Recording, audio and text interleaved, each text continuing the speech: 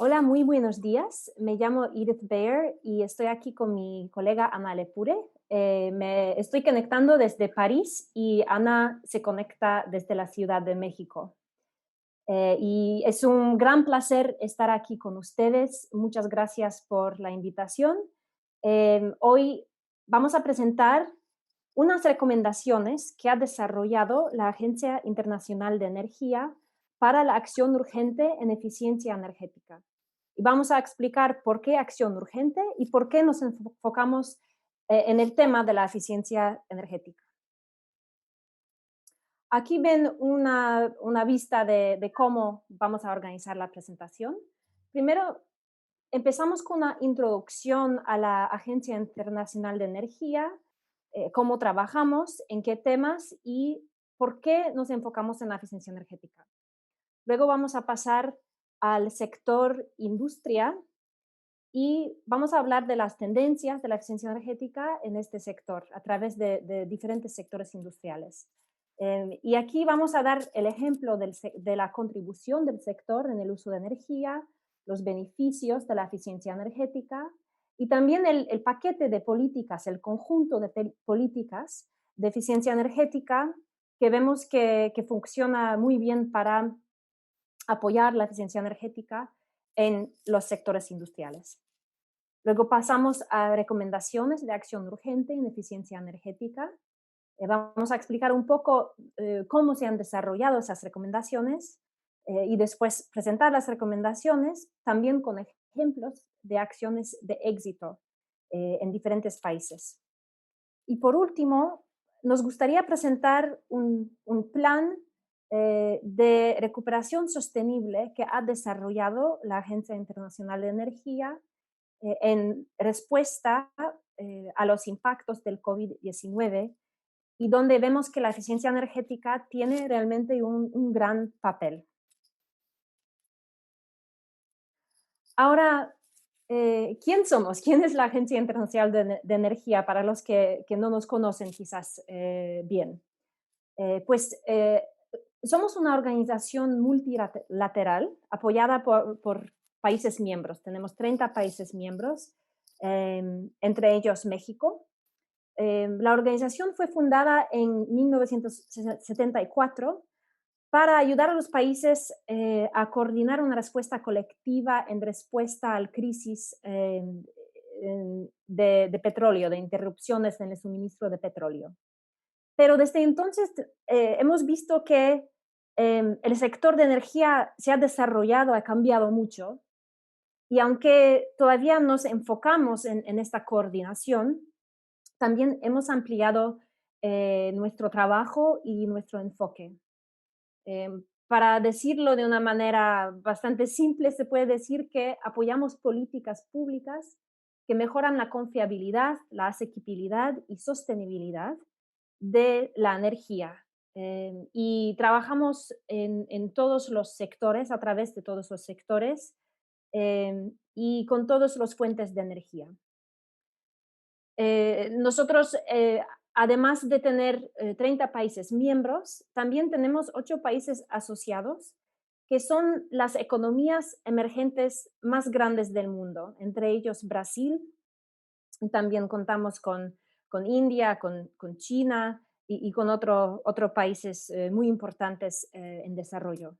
Y también hay 2 países en adhesión, incluso a Chile, que están en el proceso de ser miembros.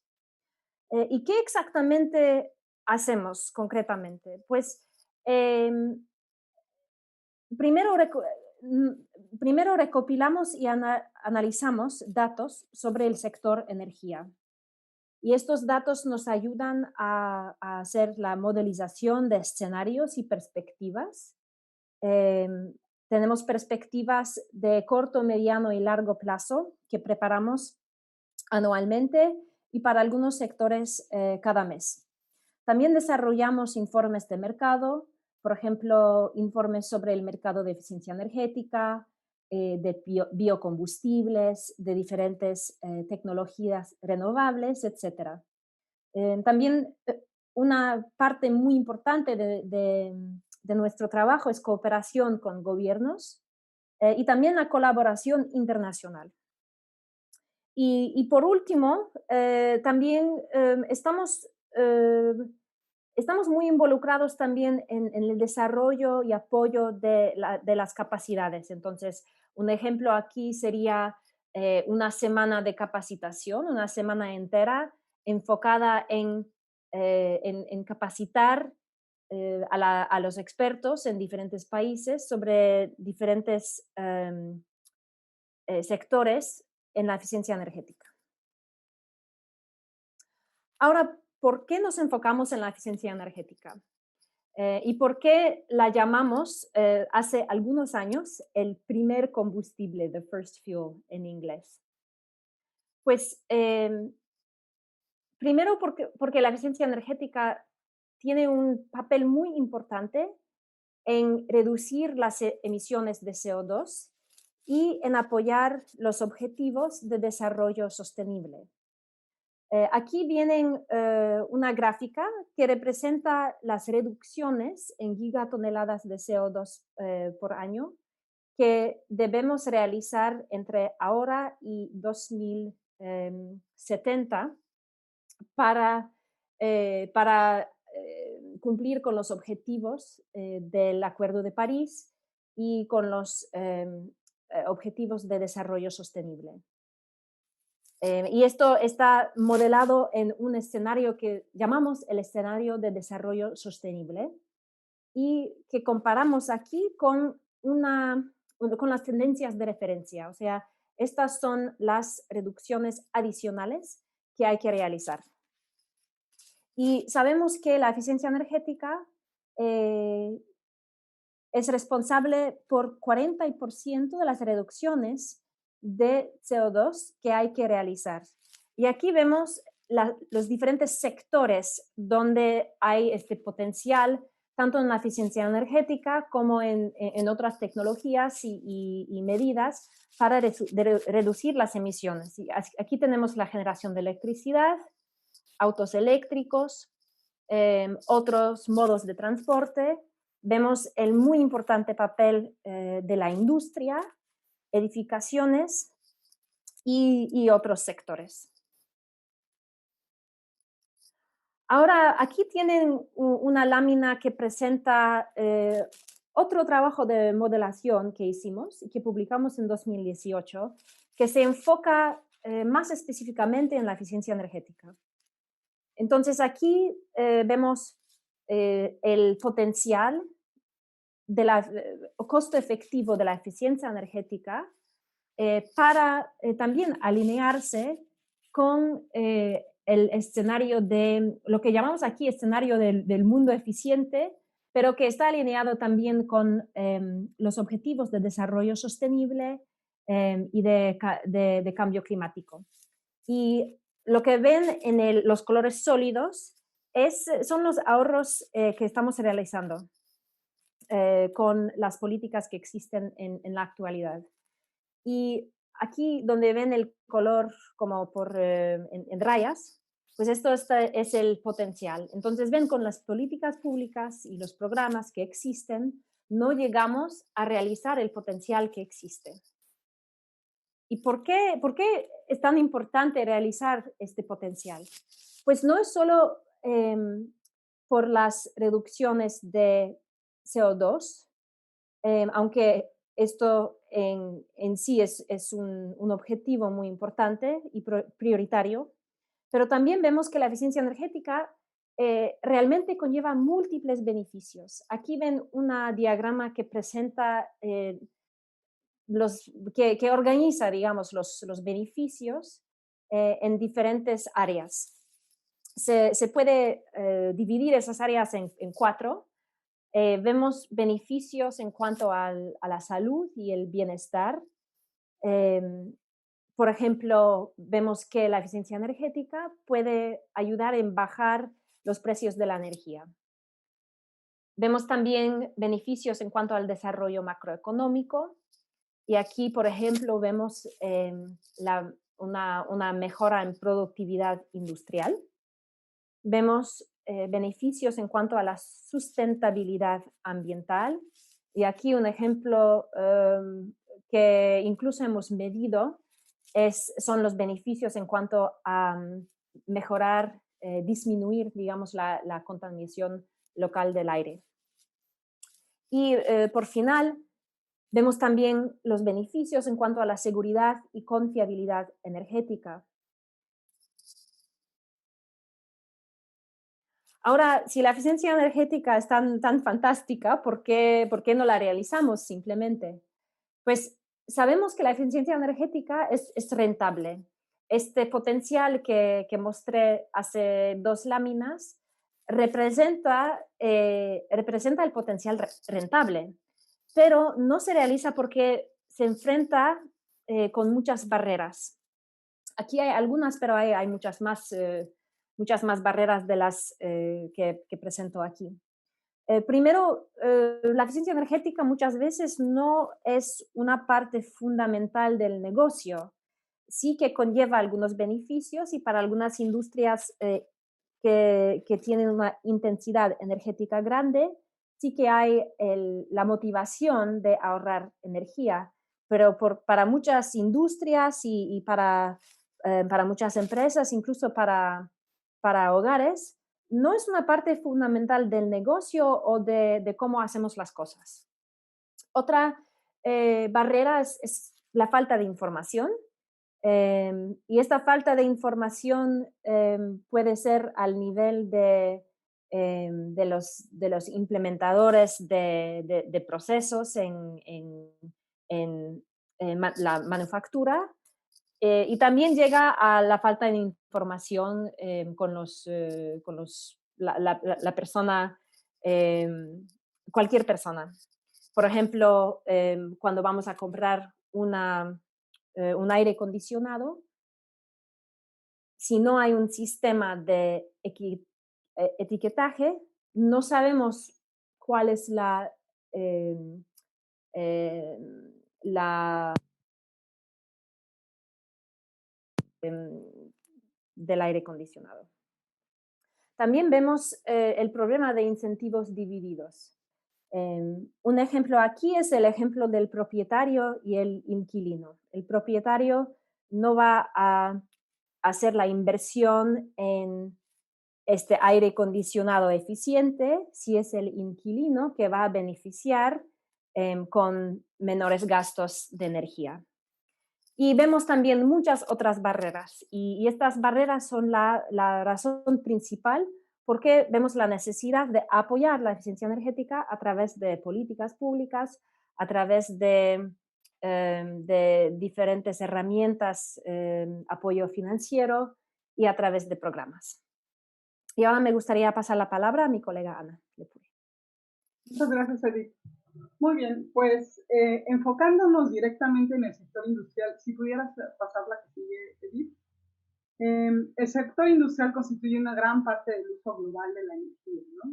En los últimos 25 años el consumo de energía ha aumentado, en algunos subsectores incluso se ha duplicado o triplicado, y el porcentaje de uso de energía global es alrededor del 40%. Estas tendencias son muy similares a lo que podemos encontrar en la región de Latinoamérica. Si pudieras pasar a la siguiente, Edith. Este es el caso para Latinoamérica, bueno, para América, se puede decir el continente, sin los países que son parte de la OECD. Y como les comentaba, son tendencias muy similares. En los últimos 25 años ha incrementado el uso de energía. Mucho se ha debido, obviamente, al crecimiento de la población y de la economía, que demandan más bienes y servicios, haciendo que el sector industrial trabaje más, ¿no? En el caso de la región, contrario al caso global, en la región el porcentaje de uso final de la energía por sectores sí ha ido un poquito disminuyendo, pero sigue siendo el segundo sector que más consume después de transporte. La que sigue, por favor, Edith. Sin embargo, como lo ha comentado Edith, la eficiencia energética ya ha demostrado que puede tener ahorros en el sector industrial.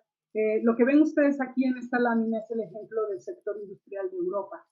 En los últimos también 25 años han podido, si bien el incremento, las emisiones han incrementado, por sector se han reducido. Lo que ven en el lado derecho, en los últimos 20 años, lo que tienen en una línea azul claro, son las emisiones del sector industrial en los últimos 20 años.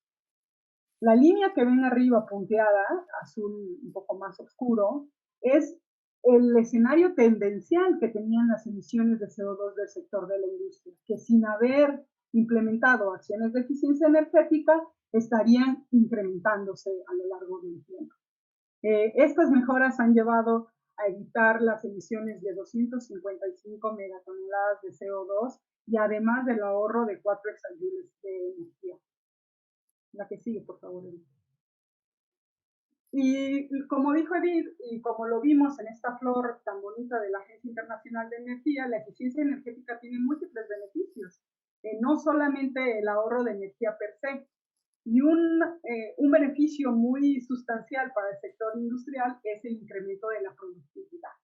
Entonces, el sector industrial, a través de las mejoras de eficiencia energética, pueden incluso respaldar la creación de empleos y mejorar su productividad en los diferentes sectores de la industria. Los sectores intensivos de energía, como son la industria del hierro y el acero, el cemento, la química y petroquímica, de por sí ya tienen un fuerte incentivo para invertir en eficiencia energética, para ahorrar y reducir costos, pero si hubieran programas también gubernamentales que los motivaran, en caso como los acuerdos voluntarios, que en algunos países están implementados con los sectores de industria, pudieran invertir aún más en eficiencia energética. Y finalmente otro ejemplo pues es que la industria ligera, toda aquella que como ven aquí en la gráfica, este es el 70% podría decirse, estas industrias que es como la automotriz, la textil, la de alimentos y bebidas, ellos sustentan muchos puestos de trabajo, entonces son muy importantes para el desarrollo económico de las ciudades y los países. Y la buena noticia es que dentro de esos sectores, pues básicamente está el 70% de las mejores de eficiencia energética. Adelante. Como decía, un paquete ideal de políticas de eficiencia energética para el sector industrial debe contener al menos 3 pilares, los 3 pilares que ustedes observan aquí. Un primer pilar es el regulatorio, que es como el que establece cuáles son los requisitos o las reglas del juego del sector industrial, ¿no? Es el mínimo que se debe cumplir en términos, supongamos, de eficiencia energética, los mínimos de eficiencia energética tal vez que deben de tener los equipos, o ciertas regulaciones en los sectores tal vez industriales muy intensivos que el gobierno establece. También debe de tener un mecanismo donde verifiques el cumplimiento de esa base, de ese sistema regulatorio que has establecido. Por ejemplo, más adelante, incluso en una de las recomendaciones de acción urgente, veremos el ejemplo de la India con los PAC, ¿no? Que son unos certificados negociables, pero tiene un mecanismo de cumplimiento donde se verifica el cumplimiento y se establecen esos certificados y después pueden entrar en un mercado de negocio.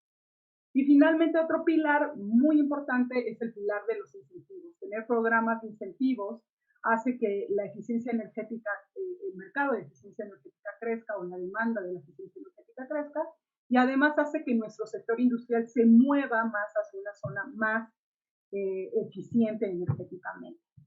Todo esto siempre tiene que estar respaldado por un sistema NRV de monitoreo, reporte y verificación. ¿Por qué? Porque nos sirve para estar evaluando, para ir comparando cómo vamos avanzando, para ver y detectar las oportunidades de aumento que tenemos en nuestro mismo sistema regulatorio o nuestro mecanismo de cumplimiento, asimismo si los programas de incentivos están funcionando o si habría que mejorar. Adelante, por favor. Pero a pesar de todas estas mejoras, como ya hemos visto, ¿no? En Europa, o de esta disponibilidad de políticas que ya existen en algunos países, la eficiencia energética, el nivel que tenemos globalmente sigue siendo insuficiente. Habíamos estado incrementando las tasas de mejoras en intensidad energética en los últimos, desde el año 2000 hasta el 2015, que fue donde tuvimos el pico más alto de mejora en la intensidad energética primaria a nivel global, y a partir del 2015 ha estado reduciéndose, ¿no? Esperamos en 2018 tener esa misma tendencia. Sin embargo, existen oportunidades costo efectivas que puedan lograr que estas tasas de mejora se mantengan alrededor del 3%. Además, para poder llegar a las metas del escenario de desarrollo sostenible de la Agencia Internacional de Energía, tendremos que estar constatando estar en un 3% de mejora anual. Adelante. Y bueno, la crisis de COVID-19 pues está haciendo que las cosas sean aún más desafiantes. Se prevé que las inversiones del sector energético en este año, en el 2020, pues decaigan una quinta parte comparado con el año anterior, ¿no? Las áreas en donde más se puede decir que van a decaer es en el sector de la energía eléctrica y después en el suministro de combustible. ¿Qué significa energía eléctrica o suministro de combustibles? Todas las inversiones, ¿no? Todas las inversiones que iban para ductos, en el caso de combustibles, para plantas, en el caso de electricidad también tiene que ver con plantas de generación, con incluso las redes, el crecimiento de redes eléctricas inteligentes que algunos países tenían programadas, pues sin duda se van a ver afectados por esta crisis. Sin embargo, creemos que no solamente son desafiantes, sino que también son áreas de oportunidad, ¿no? Estamos viendo que seguir invirtiendo en eficiencia energética, como lo vamos a ver en la última parte de la presentación, es una máquina de creación de empleos y además de prosperidad económica y social. Adelante. La que sigue. Te paso la palabra. Muchas gracias. Y ahora me gustaría pasar a las recomendaciones de acción urgente en eficiencia energética, que efectivamente es el título de esta presentación. Pero primero un poco sobre los antecedentes del proceso. Durante un año, partiendo del otoño del 2019 y terminando este año, organizamos una comisión global para la acción urgente en eficiencia energética.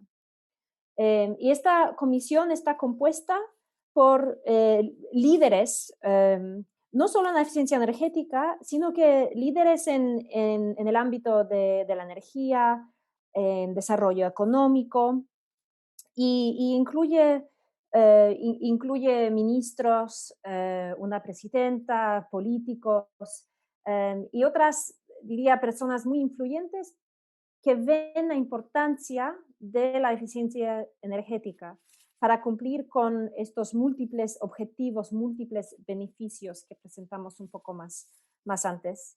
¿Y cómo se desarrolló este proceso? Pues durante este año facilitamos debates dinámicos sobre cómo acelerar el proceso de la eficiencia, de mejorar la eficiencia energética. Al principio del proceso, debo decir que entró en la escena mundial el COVID-19, que informó las discusiones, todo el proceso y las recomendaciones que salieron de este proceso. El proceso fue iterativo, con discusiones dentro de la comisión, pero también informadas por ejemplo, una encuesta que organizamos que produjo 800 respuestas de 80 países. Así que fue realmente un proceso internacional. Y estas respuestas a las encuestas llegaron a definir las recomendaciones que vamos a presentar. Cabe decir también que estas recomendaciones se desarrollaron alrededor de 4 temas principales.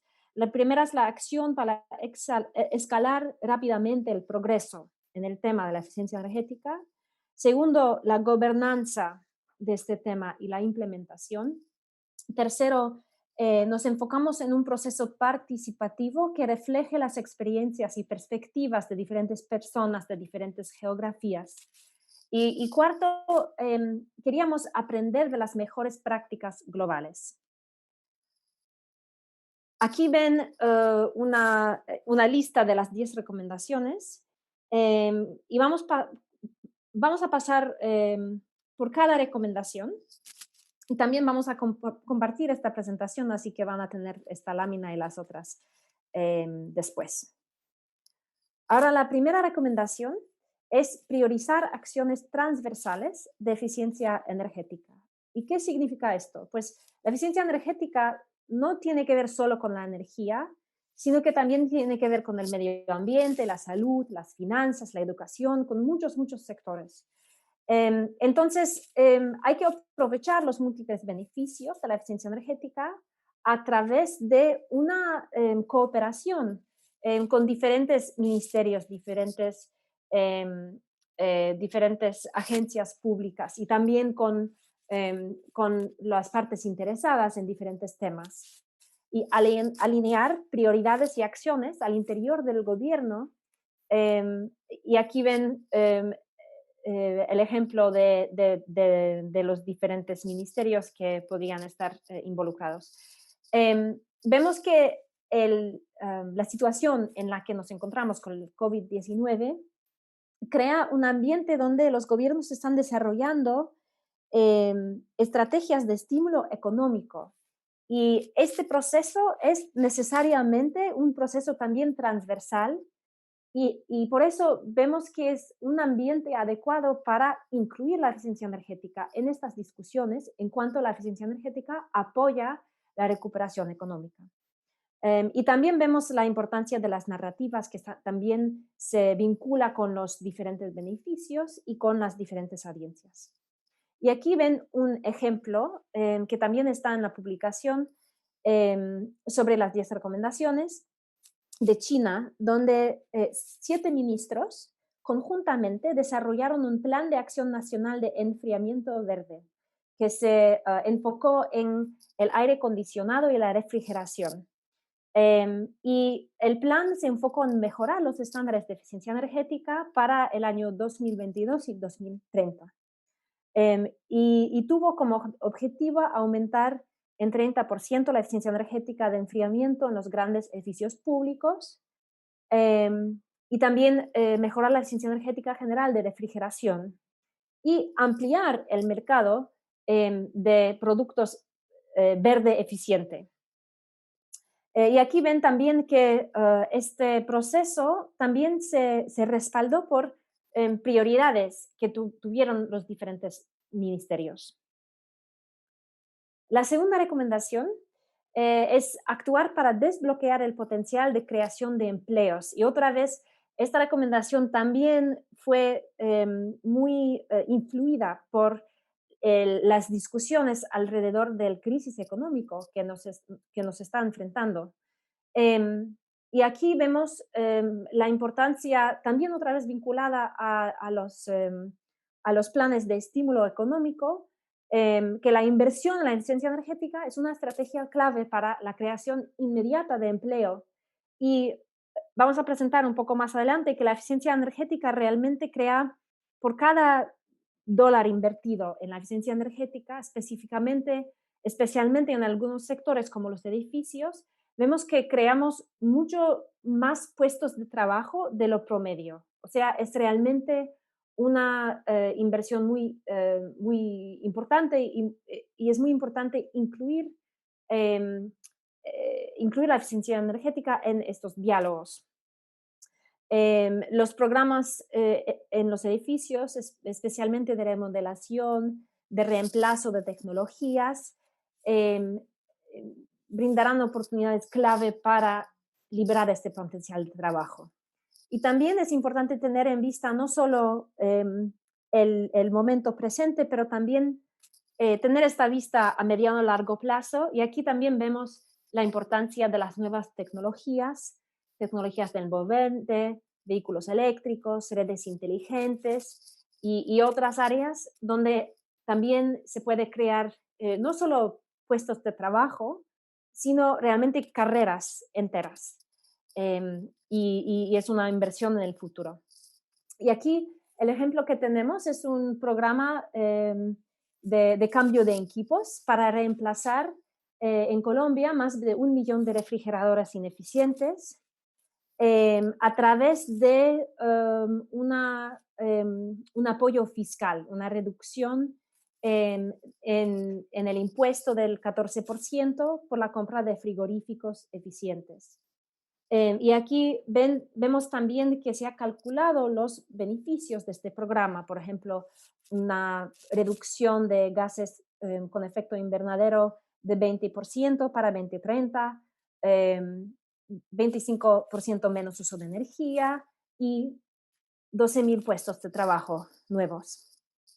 ¿Y cuáles son los factores de éxito? Otra vez, vemos esta cooperación, colaboración interministerial como clave. Vemos la importancia de medidas financieras y vemos también este vínculo a objetivos y estrategias a largo plazo. La tercera recomendación es crear una mayor demanda de soluciones de eficiencia energética. Y como ven, hay un vínculo entre las diferentes recomendaciones. O sea, cada recomendación no está sola, sino que hay que ver estas recomendaciones en un conjunto. Y aquí vemos la importancia de eliminar barreras, como mencioné antes.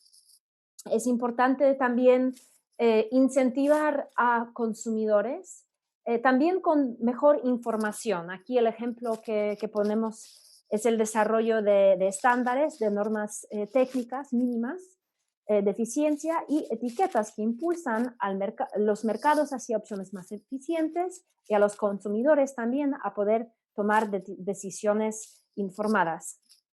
Vemos también con los momentos de volatilidad en los precios de la energía. Otra vez la eficiencia energética puede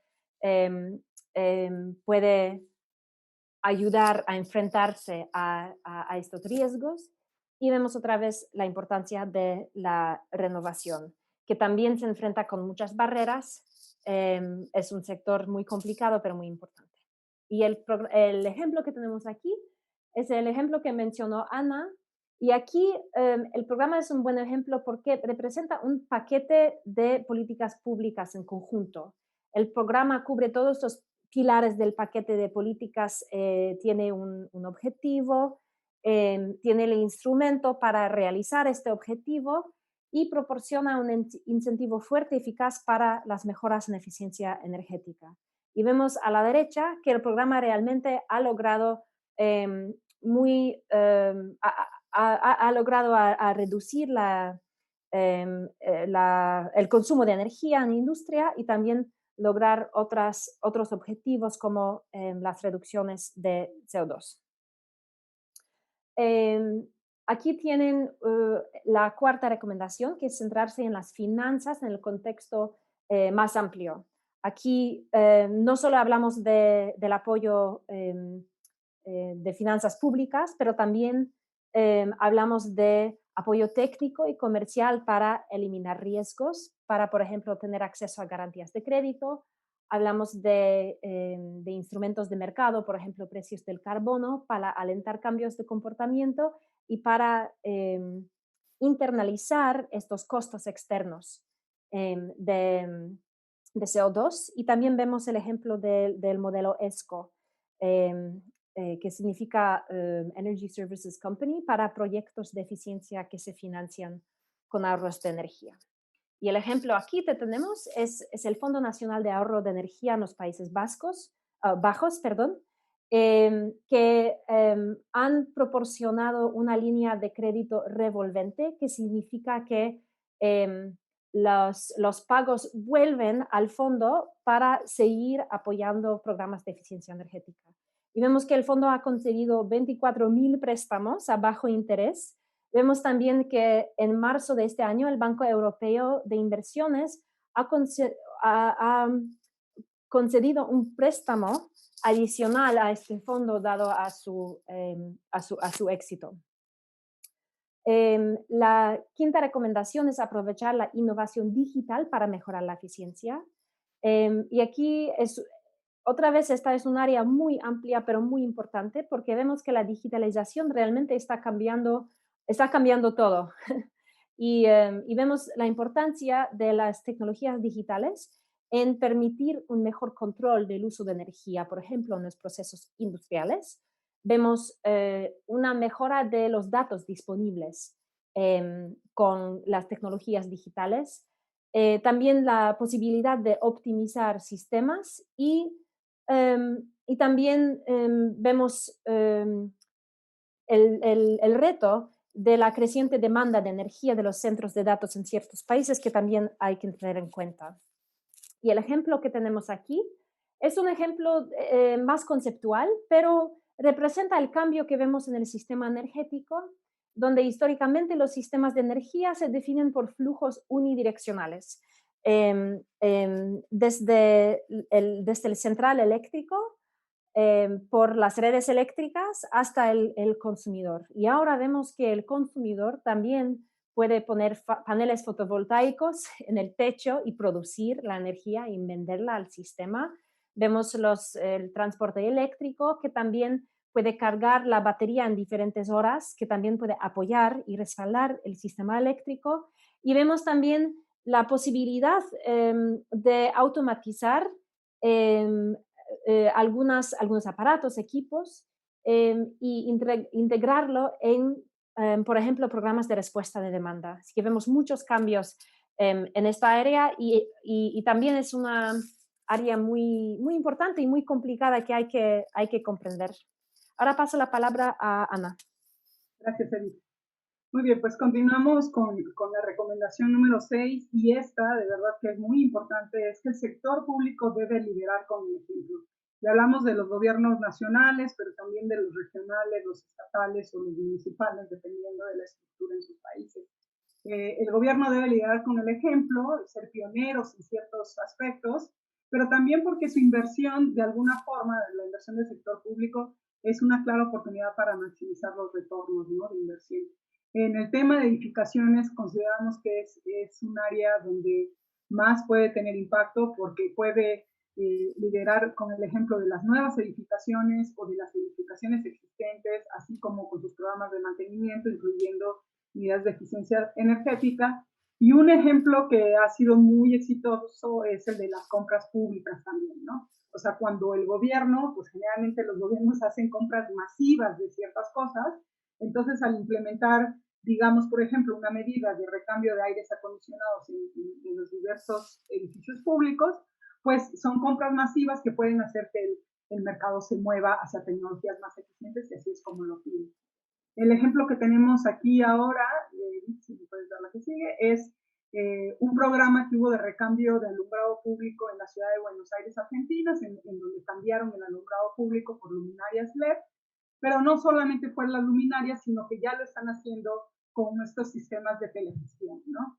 Entonces han reemplazado más de 160,000 luces instaladas entre el 2013 y 2019 y los ahorros que están teniendo no solamente es el desplazamiento del consumo de energía, también las emisiones evitadas de CO2, pero también están reduciendo costos por los programas de mantenimiento, porque ahora ya no tienen que ir al lugar a ver si las luminarias sirven o no sirven, sino que a partir de este panel de control también detectan si las lámparas están en servicio o no, si se dañaron, e incluso pueden bajar o subir la intensidad de luz.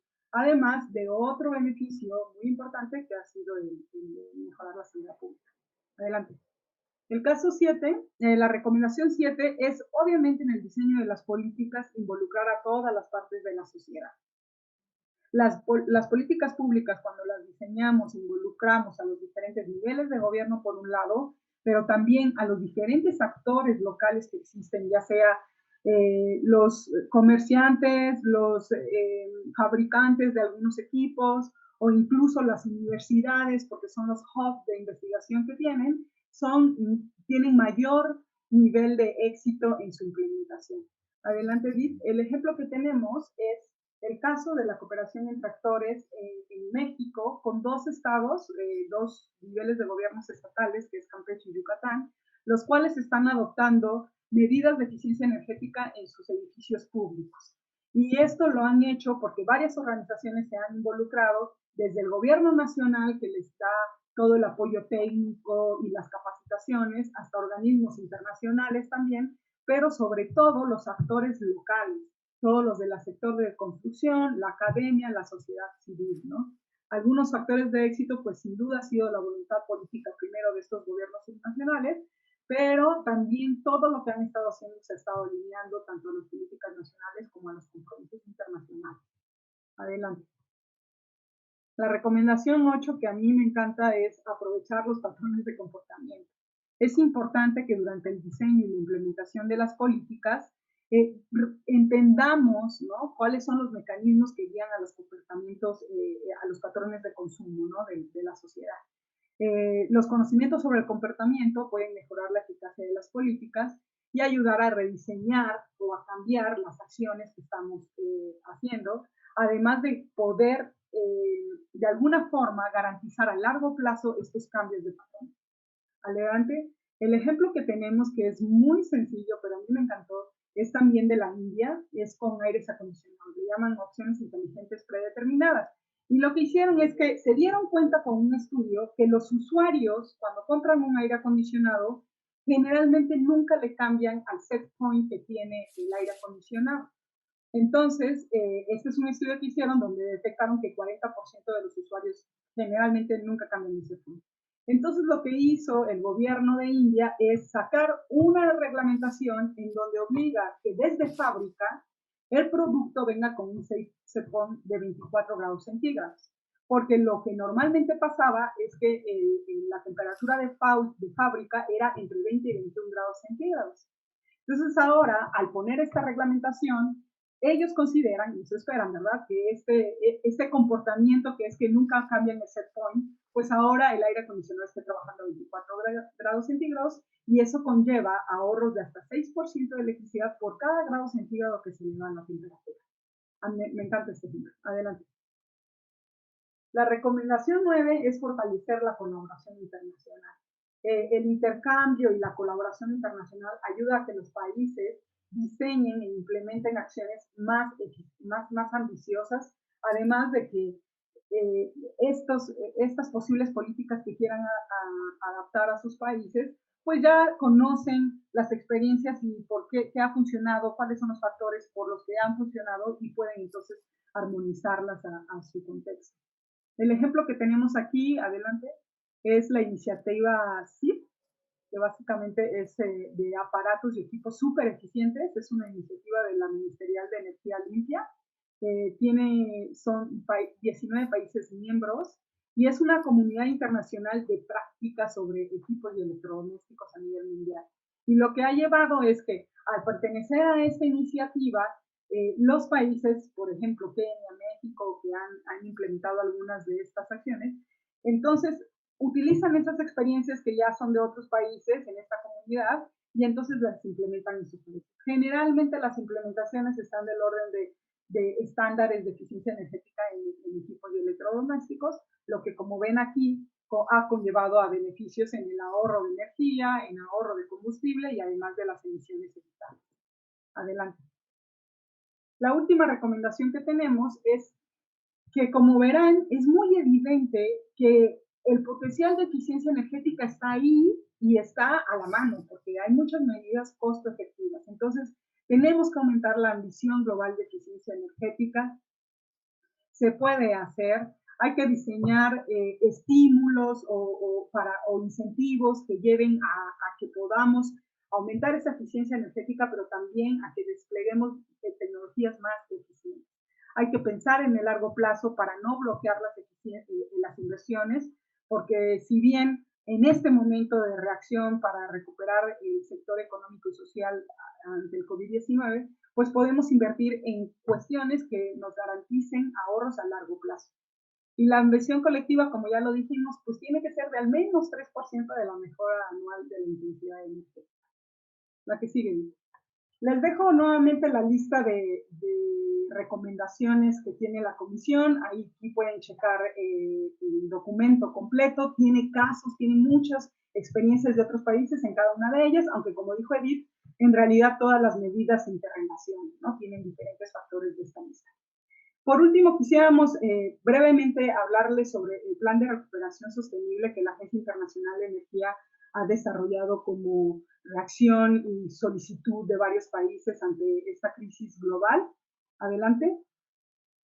Esta es una información que ustedes ya han visto, obviamente, que el coronavirus es un evento único que está pasando. Se prevé que el impacto de la demanda de energía en 2020 pues sea la mayor en los últimos 70 años, reduciendo hasta 6% del consumo de energía. Adelante, por favor. Las emisiones de CO2 son las que más van a caer debido a la crisis de 2019. Es un es una buena noticia, pero pues no por las razones correctas, ¿no? Esperamos que las emisiones de CO2 se reduzcan hasta 8% en este año. Sin embargo, se ve que las tendencias es que después haya un repunte, tanto del consumo de energía, pues y obviamente de las emisiones. Adelante. Entonces, la Agencia Internacional de Energía ha desarrollado este plan de recuperación sostenible. Es un plan con acciones específicas para diferentes regiones, tomando en consideración medidas que ya se están realizando en los países y que básicamente sus objetivos es impulsar la economía, pero creando empleos y al mismo tiempo mejorando la resiliencia energética y la sostenibilidad. Esos son los objetivos del plan en los siguientes 3 años. Si le das clic, por favor, Edith. Esto es un plan que lo que busca es una inversión de $1 trillón los siguientes 3 años, básicamente distribuidos en estos 3 sectores que ustedes ven aquí: acciones de eficiencia energética, acciones en el sector de electricidad y en otros sectores. Esto va a llevar a una recuperación económica y además de creación de empleos, mientras seguimos manteniendo la sostenibilidad del sistema energético. Adelante. Bueno, aquí vemos un ejemplo sobre la creación de empleos. Adelante. Hay cerca de 6 millones de puestos de trabajo que se podrían perder por esta crisis. Adelante. Pero este plan de recuperación prevé que en los siguientes 3 años podamos estar creando o salvando cerca de 9 millones de puestos de trabajo en estas áreas que estamos viendo aquí, específicamente, adelante, en los sectores de combustibles, en tecnologías emergentes, pero donde está